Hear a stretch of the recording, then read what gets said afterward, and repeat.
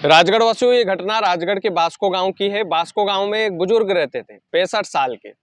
बुजुर्ग का नाम बंशीलाल भील था। बंशीलाल भील की एक आदत थी कि वो अपनी पत्नी के साथ सुबह सुबह तेंदू पत्ते तोड़ने के लिए जाते थे। लेकिन शुक्रवार की सुबह वो उठे नहीं, तो पत्नी को बड़ा अजीब सा लगा कि रोजाना की आदत है इनकी तेंदू पत्ते तोड़ने की। तो पत्नी खुद उन्हें उठाने के लिए जाती है, और जैसे ही वो अपने पति के चेहरे से कपड़ा हटाती है या चादर हटाती है, तो उसके हाथ पैर फूल जाते हैं। पत्नी नैनी बाई जो है बुरी तरीके से घबरा जाती है, क्योंकि उनके पति का जो चेहरा था वो खून से लथपथ था। एक तरफ चेहरे के कट का निशान लगा हुआ था। उसके बाद में नैनी बाई जो है पूरे घर को बताती है कि इनका चेहरा खून से लथपथ है और एक तरफ चेहरे के कट का निशान है। आप जानते हैं कि उस बुजुर्ग के साथ क्या हुआ। उस बुजुर्ग की हत्या हो चुकी थी, और उस बुजुर्ग की हत्या किसने की थी? बुजुर्ग के दामाद ने की थी। किस लिए की थी, ये भी सवाल आपके मन में उठ रहा होगा। तो सिलसिलेवार ढंग से हम समझते हैं कि दामाद ने अपने ही ससुर की हत्या क्यों कर दी, किस लिए कर दी, क्या कारण था।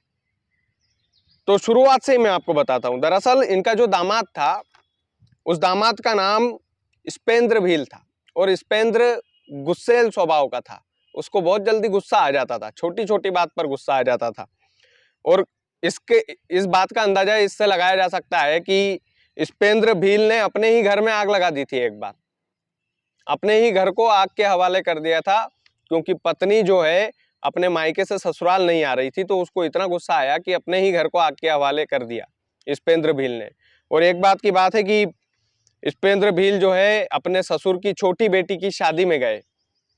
तो छोटी बेटी की शादी में गए तो दामाद का झगड़ा हो गया, और दामाद का झगड़ा हुआ। दामाद ऐसी उल्टी सीधी हरकतें कर रहा था शादी में, स्पेंद्र भील। तो फिर ससुरालियों ने उसको खूब पीटा, और उसके बाद में वो गुस्सा होकर के उस शादी से चला गया। फिर गुरुवार की घटना है। दामाद अपने ससुराल में आता है स्पेंद्र, और ससुराल में आता है तो अपने ससुर से वो जिद करता है कि अपनी बेटी को मेरे साथ भेजो। लेकिन ससुर बोलते हैं कि नहीं नहीं, मैं नहीं भेजूंगा, तू मेरी बेटी के साथ मारपीट करता है, उसको प्रताड़ित करता है, तो मैं कतई नहीं भेजूंगा। जो इन दोनों के बीच में कहासुनी हो जाती है।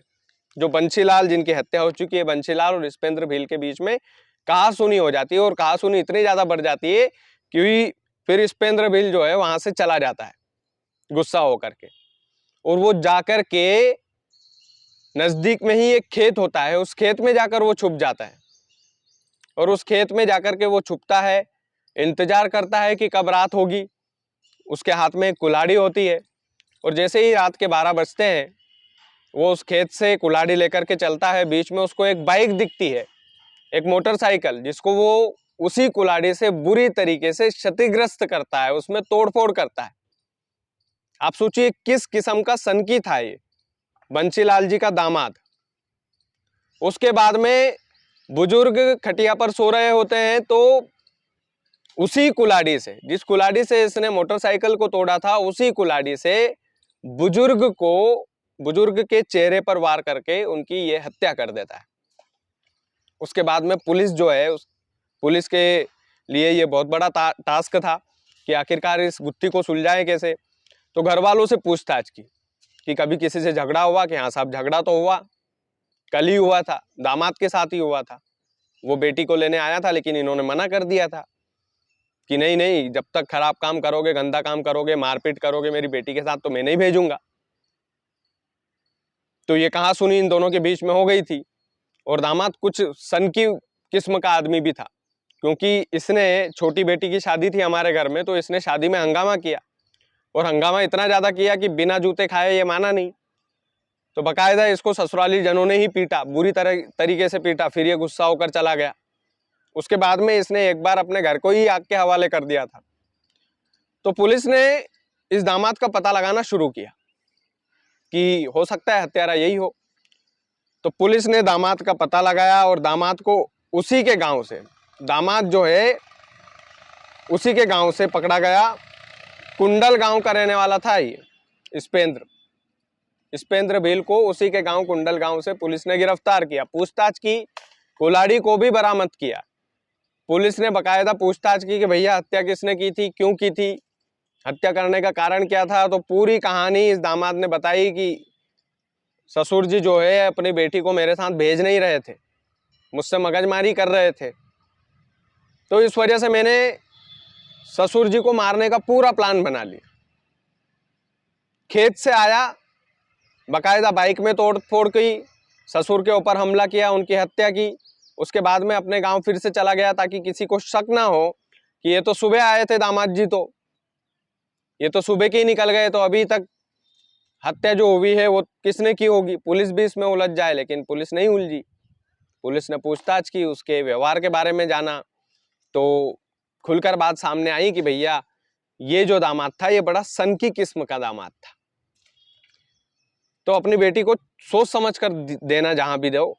ये जो घटनाक्रम है, ये घटनाक्रम जो क्राइम की स्टोरीज होती है, क्राइम की रियल घटना होती है, वो सुनाने का मेरा एक उद्देश्य है राजगढ़ वालों, खास करके राजगढ़ के लोगों को, कि अलग अलग तरीके से अलग अलग लोग जो है अलग अलग व्यवहार करते हैं, और वो हमेशा उनकी कोशिश होती है कि उनको कोई नहीं देख रहा है, पुलिस उन्हें पकड़ नहीं पाएगी। क्राइम की एक सबसे खूबसूरत बात है कि हर क्रिमिनल क्राइम करने से पहले ये सोचता है कि कानून के हाथ उस तक नहीं पहुंच पाएंगे, लेकिन वो इस बात से अनजान होता है कि कानून के हाथ वाकई में लंबे होते हैं, और क्राइम की केवल एक ही सजा है, और वो है सलाखें। तो अलग अलग कहानी से, अलग अलग घटना से हमें हर शिक्षा मिलती है। इस वाले घटना से हमें ये शिक्षा मिलती है राजगढ़ वालों कि जब भी आप अपनी बिटिया को दें, किसी के साथ संबंध करें, तो उसके बारे में पहले टटोल ले, जान ले, जांच ले कि भैया ये हमारी बेटी को रखने के लायक है तो नहीं है, कि नहीं है, कहीं हमारी बेटी के साथ मारपीट तो नहीं करेगा, कहीं उसे प्रताड़ित तो नहीं करेगा, कहीं ऐसा तो नहीं होगा कि भैया बाद में हमें दिक्कत हो। तो इस तरीके के घटनाक्रम से हमें केवल और केवल यही शिक्षा मिलती है कि जब भी रिश्तेदारी करो, आप अपनी बेटी का हाथ किसी के हाथ में दो, तो उसके बारे में जांच लो। अब बताइए, 65 साल की उम्र में उस बुजुर्ग की हत्या हो गई, और केवल इस वजह से हो गई क्योंकि दामाद जो है वो सनकी था। उस बुजुर्ग ने कल्पना भी नहीं की होगी कि मेरी हत्या कर देगा। हालांकि एक दो बार वो धमकी देकर गया था कि मैं किसी को तो मारूंगा, और उसने वो किया, और पुलिस ने उसे गिरफ्तार किया, कोर्ट में पेश हुआ, वो बकायदा कोर्ट में पेश होने के बाद उसे जेल भेज दिया गया। तो क्राइम जो क्रिमिनल है वो उसका माइंड ये होता है कि हम किसी तरह बच जाएंगे, लेकिन पुलिस को इसी बात की ट्रेनिंग दी जाती है कि क्रिमिनल किसी भी तरह से बच ना पाए। तो ये जो घटनाक्रम होते हैं, और कई लोगों की एक और शिकायत थी कि मैं बड़े आराम से कहानी सुनाता हूँ, जल्दी जल्दी सुनाया करो, एक एक दो दो मिनट की रील बनाया करो। तो दोस्तों, मेरा एक उद्देश्य है कि जब भी हम किसी घटना के बारे में जाने तो पूरी डिटेल में जाने, आराम से जाने, इत्मीनान से जाने। 7-8 मिनट का समय आप लोगों के पास होता होगा, तो उस समय को आप निकालें, और उस समय को निकालना, घटना को अच्छे से समझना। रील में क्या होता है, पूरी जानकारी मिल नहीं पाती है, अधूरी जानकारी के साथ में वीडियो बनाना मेरा अपना एक स्टाइल है, तो मैं बनाना पसंद नहीं करता हूँ। बाकी आप लोग वीडियो को ज़्यादा से ज़्यादा शेयर कीजिएगा। चैनल यदि आपने सब्सक्राइब नहीं किया है तो प्लीज़ कर लीजिएगा। बहुत बहुत धन्यवाद।